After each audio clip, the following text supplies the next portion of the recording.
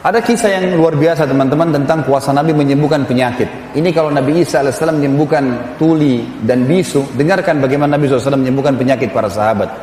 Dalam riwayat Bukhari, semua saya ambil dalam riwayat Sahih ini, kisah tentang Abu Rafi'. Siapa Abu Rafi' ini teman-teman? Salah satu pimpinan Yahudi, salah satu raja Yahudi yang suka benci sekali dengan Islam, suka memerangi Islam. Tapi dia sembunyi-sembunyi, seperti orang munafik.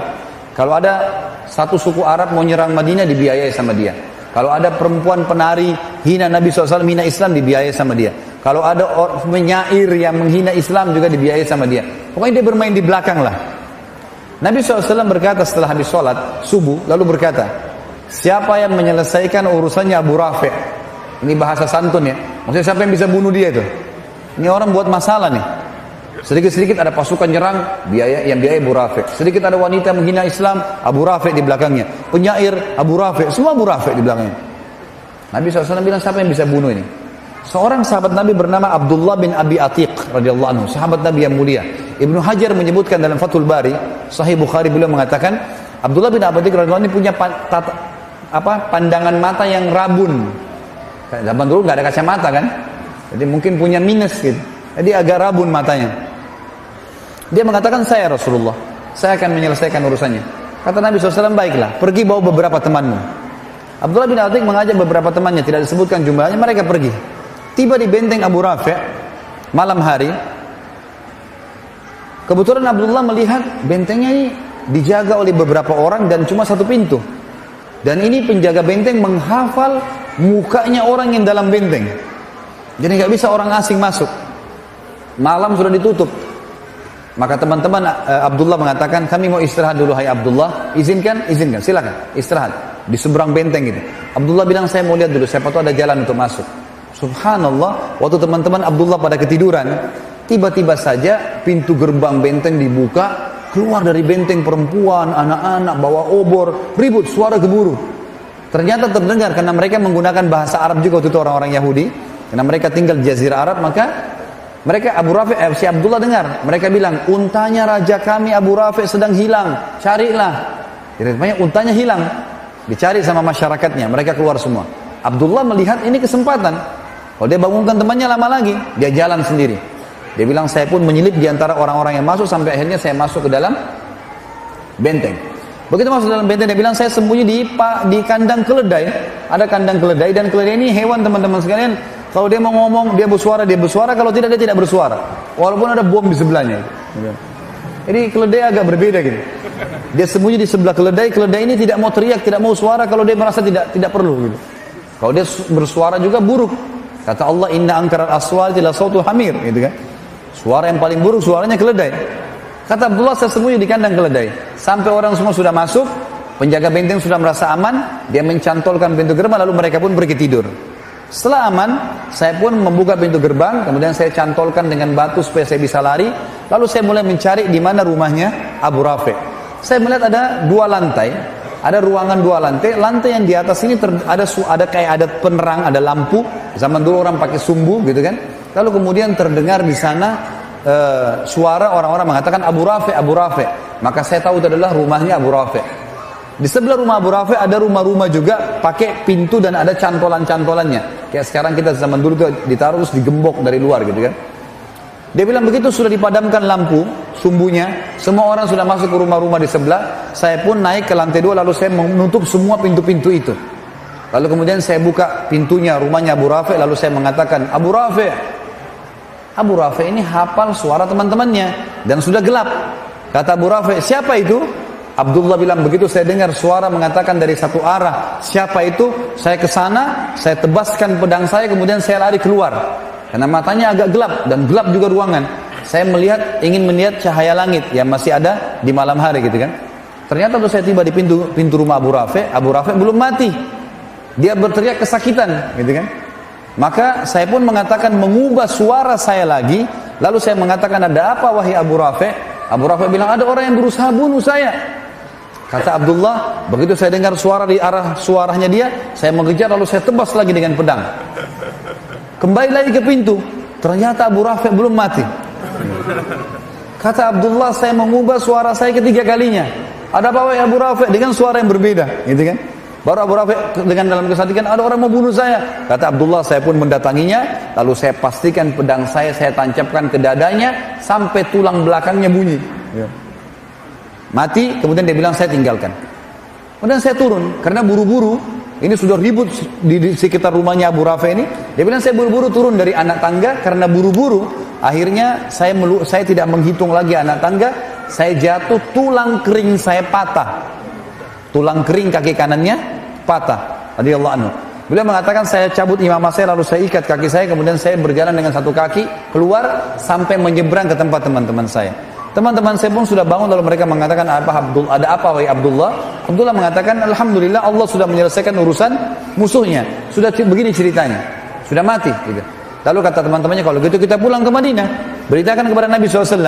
Kata Abdullah sebentar. Saya tidak mau pulang sampai saya pastikan Abu Rafi mati. Kalau kalian mau pulang aja dulu. Teman-temannya lalu pulang ke Madinah. Abdullah nunggu sampai pagi hari, terbit matahari, habis subuh lah. Biasanya tradisi orang Yahudi kalau ada pimpinan mereka mati, mereka naik ke menara-menara benteng lalu mereka menyampaikan kalau si fulan mati. Pagi-pagi terdengar suara dengan diteriak-teriakin Abu Rafi mati terbunuh semalam. Barulah Abdullah mengatakan saya tenang, dia pulang ke Madinah. Tiba di Madinah diberitakan kepada Nabi SAW. Lalu Nabi mengatakan alhamdulillah dan semoga Allah membalas kalian dengan kebaikan. Tapi Abdullah bilang, ya Rasulullah, tapi kaki saya patah. Nih tulang keringnya patah, gak bisa jalan. Kata Nabi SAW, ubsut rijlak, luruskan kakimu ke arah saya. Diluruskan, lalu Nabi SAW meludahi lukanya. Ya, Abdullah, kata Abdullah waktu Nabi SAW meludahinya, tiba-tiba saya bisa loncat dan bisa berlari. Tapi teman-teman, ini ludahnya siapa? Jawab dulu. Nabi SAW. Jangan pulang dari sini mengaku ludahnya bisa. Seperti Nabi SAW. Ini mukjizat. Ya. Jangan salah faham ini. Karena pernah terjadi teman-teman sekalian, ada satu orang namanya Musailamah al-Kadzab. Pernah dengar? Musailamah ini yang mengaku Nabi di zaman Nabi SAW. Makanya diberikan julukan Kadzab. Tradisi Nabi SAW itu kalau ada anak bayi yang baru lahir, orang-orang Ansar baru lahir, disuruh datang ke masjid, dibawalah anak-anak ini. Kemudian Nabi SAW mengelus kepalanya, mentahniknya, mengunyah kurma lalu ditempelkan ke langit-langit bayi itu, gitu kan? Nabi SAW memberikan nama. Jadi para sahabat senang gitu. Sampai mereka mengatakan kami bangga pada saat yang pertama masuk ke perut bayi kami air liur Nabi SAW. Jadi kan Nabi suka mentahnik. Nah satu kali Nabi SAW pernah mengelus kepala anak bayi, rambutnya jadi subur. Rambutnya jadi subur bayi itu. Musailamah al-Kadzab ada di sekitar Yaman. Pengikutnya banyak. Lalu mereka bilang, hai Musailamah, itu Nabi yang di Hijaz, yang di Madinah, elus kepala anak bayi subur. Ini ada anak kami, rambutnya sudah subur. Coba elus, siapa tahu bisa lebih subur. Tiba-tiba waktu Musailamah al-Kadzab mengelus rambutnya bayi itu, gugur rambutnya. Dan bayi itu gundul sampai dia tua, keturunannya semuanya gundul. Maaf teman-teman yang gundul, jangan tersinggung. Tapi ini betul, ini kisah nyata terjadi. Satu kali juga Nabi SAW pernah didatangi oleh orang Ansar. Lalu kemudian dia berkata, ya Rasulullah, kami sudah gali sumur, sudah setengah mati dalam digali, airnya tetap asin. Coba lihat ya Rasulullah. Nabi SAW datang. Lalu Nabi SAW berdoa kepada Allah, lalu meludah ke sumur itu. Meludah. Setelah itu airnya asin berubah jadi tawar. Rupanya pengikut Musailamah di Yaman dengar juga tuh. Hai Musailamah, itu Nabi yang di Hijaz tuh ngeludah ke sumur, asin jadi tawar. Ini ada sumur kami sudah tawar, coba kau ludah. Musailamah datang, lalu dia mantra-mantrain, dia ucap-ucapin macam-macam mantranya dia, kemudian dia meludah, berubah. Dalam hadis Bukhari dikatakan air sumur itu yang tadinya tawar menjadi lebih busuk daripada bau bangkai. Jadi jangan coba-coba. Nah, ini mukjizat Nabi SAW. Riwayat Bukhari yang lain tentang pengobatan Nabi SAW adalah masalah matanya Abu Qatadah radhiyallahu anhu. Abu Qatadah sahabat Nabi yang sangat tampan, gagah. Dalam peperangan teman-teman ada anak panah lepas dari arah musuh, kena matanya, bola mata kanannya kena. Karena kerasnya kena itu dan beratnya anak panah sampai membuat mata Abu Qatadah jatuh. Dalam hadis Bukhari dikatakan ini, matanya itu gelantung. Waktu sahabat-sahabat lihat, para sahabat mengatakan, wahai Abu Qatadah, kami potong aja matamu. Nggak ada solusi lain. Di zaman sekarang saja kedokteran canggih, bagaimana caranya mau dijahit nih? Sudah keluar bola matanya. Kata dia, sebentar. Coba bawa saya ke Rasulullah sallallahu alaihi wasallam. Bawa saya ke sana. Pergilah ke sana. Subhanallah, dari jauh Nabi begitu lihat Abu Qatadah, Nabi senyum. Dan ini kecerdasan Abu Qatadah. Kita lihat nanti dalam banyak kisah teman-teman, sahabat-sahabat yang cerdas, waktu Nabi masih hidup, mereka langsung datang ke Nabi minta solusi. Maka mau solusi Nabi mukjizat, gitu kan? Datanglah ke sana, Nabi SAW senyum. Sahabat heran, Abu Qatadah matanya berdarah-darah, Nabi senyum. Langsung Nabi mengatakan, wahai Abu Qatadah, kalau kau mau, Nabi sudah tahu maksudnya apa. Kalau kau mau saya doakan kepada Allah matamu sembuh, bisa. Matamu sembuh, tapi tidak ada jaminan surga. Kalau kau bersabar, matamu nggak ada, dipotong aja, maka pasti kau masuk surga. Karena matamu ini jatuh di jalan Allah nih. Abu Qatadah bingung. Pilih salah satunya, sembuh mata tapi tidak ada jaminan surga, atau tanpa mata dapat jaminan surga. Abu Qatadah setelah perang mau nikah. Nikah matanya satu nggak ada, jadi jelek. Apa kata Abu Qatadah dalam hadis Bukhari? Ya Rasulullah, doalah kepada Allah agar mata saya disembuhkan dan saya minta surga. Dua-duanya. Maka dalam hadis ini dikatakan Nabi SAW pun tersenyum, lalu ditarik anak panah itu, lalu Nabi SAW masukkan dengan tangan beliau yang mulia dan didoakan. Begitu dicabut, ada dua riwayat Bukhari. Yang pertama, sahabat-sahabat di situ mengatakan, waktu Nabi SAW mencabutnya, kami tidak bisa membedakan mana mata Abu Qatadah yang rusak tadi. Bukan cuma sekedar masuk dan utuh, darahnya semua hilang. Seperti bersih dua-duanya. Abu Qatadah juga mengatakan dalam riwayat yang kedua, pada saat Nabi SAW menarik telapak tangannya, maka saya tidak bisa membedakan mana mata saya yang rusak dan yang bagus. Dua-duanya terang. Ini kuasa Nabi SAW dalam menyembuhkan penyakit. Kira-kira lebih hebat ini atau lebih hebat orang tuli disembuhkan? Nabi Isa AS hebat, tapi jangan lupa Nabi SAW juga punya mukjizat. Ini banyak tidak diketahui oleh kaum muslimin. Kemudian teman-teman sekalian, kita pindah kepada kuasa Nabi SAW terhadap air. Tinggal beberapa poin ya. Ini teman-teman sekalian pernah terjadi dalam hadis Bukhari di Hudaybiyah. Hudaybiyah, sebuah wilayah sekitar 80 km dari Mekah. Kalau teman-teman sekarang lagi umrah atau haji, bisa minta kepada travelnya, tolong mampirin kami di wilayah Hudaybiyah. Hudaybiyah itu kebanyakan padang pasir teman-teman, dan di situ banyak peternakan unta. Jadi ke Hudaybiyah itu biasanya orang untuk beli susu unta, dan untuk melihat daging unta di situ ya. Kadang-kadang orang membeli dagingnya kalau mereka habis membeli dan seterusnya. Ringkas cerita seperti itulah. Hudaybiyah ini tepat di perbatasan wilayah haram. Jadi kalau masuk Hudaybiyah berarti keluar dari wilayah haram. Nabi SAW pernah mau umroh pada saat itu 1.400 orang ditahan oleh Quraisy, nggak bisa, gitu kan? Maka terjadilah kesepakatan Hudaybiyah. Ringkas cerita, waktu itu mereka kehabisan air, 1.400 orang kehabisan air. Kata Jabir radhiyallahu anhu, kami membawakan seember air untuk Nabi SAW untuk wudu. Nabi sudah mau pulang ke Madinah, kehabisan air, sudah nggak ada air, tapi Nabi nggak tahu. Dibawalah air untuk wudu, lalu semua sahabat 1.399 berkumpul. Nabi SAW tanya, kenapa kalian kumpul di sini?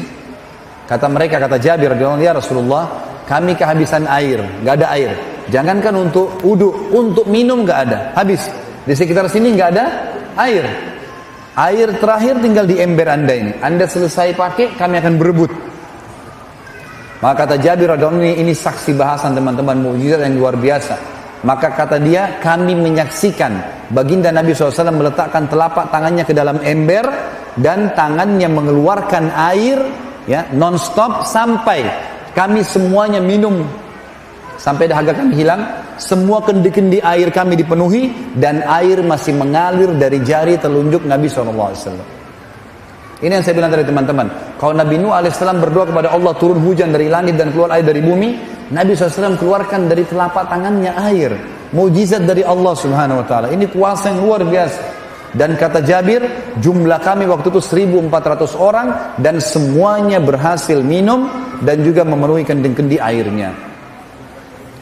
Teman-teman sekalian, kisah mukjizat yang saya bahasakan mungkin terakhir ya, yang kita sebutkan insya Allah pada malam ini adalah kuasa Nabi SAW terhadap makanan. Ini juga diriwayatkan oleh Imam Bukhari. Kisah Jabir radhiyallahu anhu di perang Ahzab atau perang Khandaq, Parit, ya. Waktu Nabi SAW mendengarkan Quraisy keluar dengan 10.000 orang, seluruh suku-suku Arab yang kafir, berikut dengan Yahudi, Kainuqa dan Nadhir dari Khaybar, semuanya ikut untuk memerangi Nabi SAW dan ingin membagi-bagi Madinah dengan 10.000 penunggang kuda. Ini penunggang kuda ini sama dengan tank sekarang, ya. Memang betul-betul habis Madinah pada saat mereka masuk kalau secara hitung-hitungan militer pada saat itu. Nabi SAW musyawarah dengan para sahabat. Salman Al-Farisi radhiyallahu anhu, sahabat Nabi yang mulia ini, dulu perdana menterinya Persia. Dan dia juga kepala keamanan militer, gitu kan.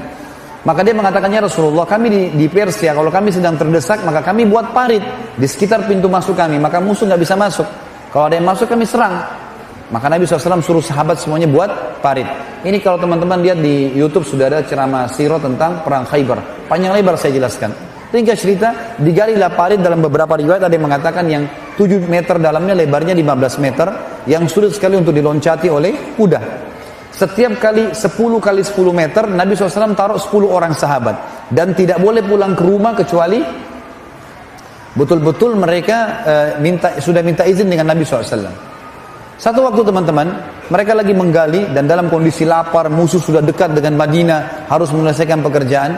Ada 2 orang sahabat datang kepada Nabi SAW lalu berkata, ya Rasulullah, kami kelaparan, gak ada makanan. Lalu mereka ngangkat bajunya. Ternyata di perutnya sahabat ini ada 2 buah batu yang diikat.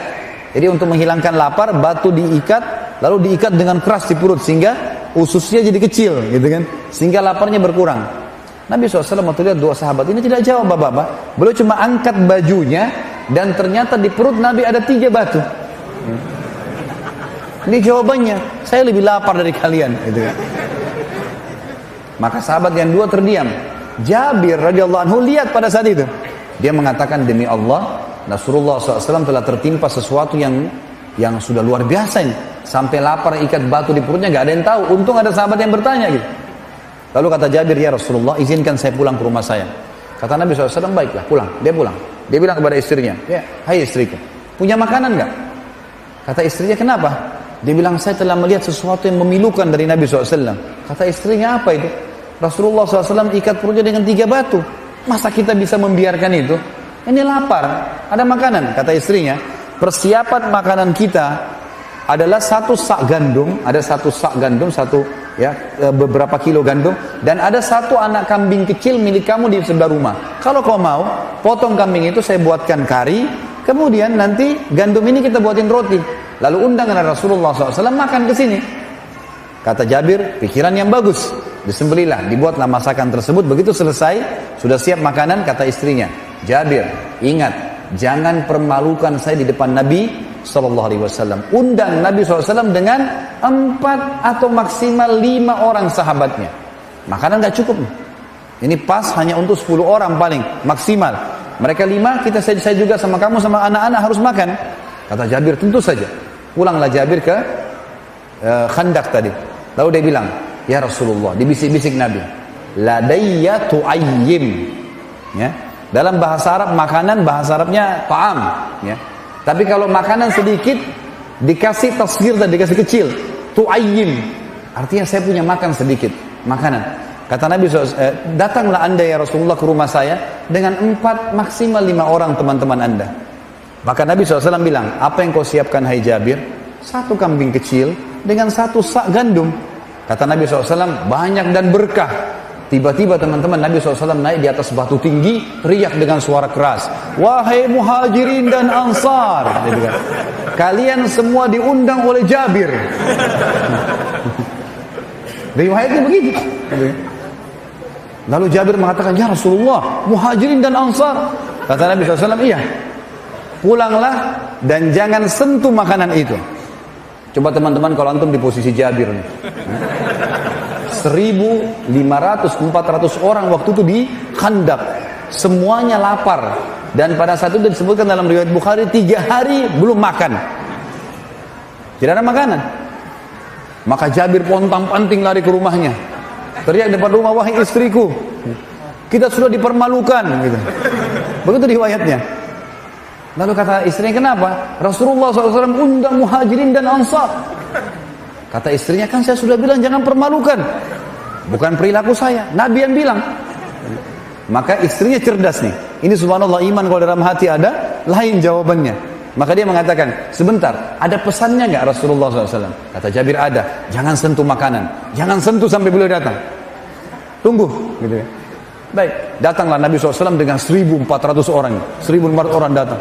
Rame, rumahnya Jabir 4x3. Rumahnya kecil, disebutkan itu 4x3, 4x4. Rumah orang dulu kalau 5x5 itu sudah luar biasa gitu. Maka Nabi SAW masuk, tanya, mana Jabir makananmu? Ini. Lalu Nabi SAW lihat istri Jabir, ditanya, apa yang kau siapin? Gandum ya Rasulullah. Panggil Khabbazah. Khabbazah ini istilah dalam bahasa Arab teman-teman, bagi perempuan pembuat roti, dipanggil kalau mau buat 1.000 roti, 2.000 roti gitu. Panggil Khabbazah, sebanyak yang kau mampu panggil dari wanita Ansar. Kata istrinya Jabir, ya Rasulullah, 1 sak gandum, saya bisa buat. Kata Nabi, panggil Khabbazah. Panggil Khabbazah. Datang puluhan wanita pembuat roti, gitu kan. Lalu kata Nabi SAW, hai Jabir, saya akan sendokkan karinya di wadah, istrimu akan mengambil suilan gandum, taruh di piring, panggil mereka 10 orang. 10 orang masuk, sudah makan baru masuk 10 orang lagi. Jangan lebih. Kata Jabir, kami pun melakukan. Taruh wadah, panggil 10 orang. Kemudian Nabi SAW, istrinya Jabir sobek rotinya, taruh. Nabi SAW sendokin kari, gitu kan. Makanlah 10 orang ini. Dan dalam sebagian ulama hadis mengatakan orang-orang yang makan ini tidak dibatasi oleh Nabi SAW. 3 hari lapar, mereka makan untuk menghilangkan lapar yang 3 hari, dan lapar-lapar yang akan datang. Ini bayangin bagaimana makannya gitu, ya.